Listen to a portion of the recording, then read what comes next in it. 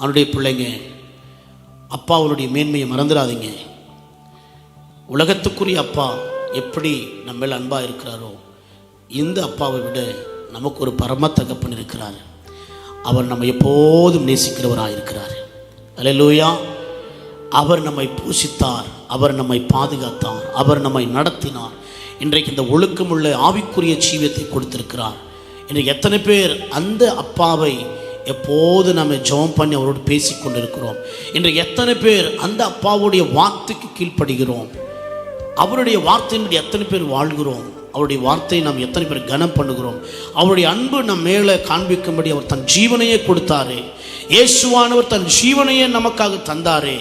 அந்த இயேசுவுக்காக எத்தனை பேர் நாம் வாழ்ந்து கொண்டிருக்கிறோம்? பூமிக்குரிய தகப்பனை எவ்வளவாய் கனம் பண்ணுகிறோமோ அதை விட அதிகமாய் பரத்துக்குரிய தகப்பனாகிய தேவனை நாம் அதிகமாய் கனம் பண்ண வேண்டியது அவசியம். அவரோடு நேரத்தை செலவழிக்க வேண்டியது அவசியம்.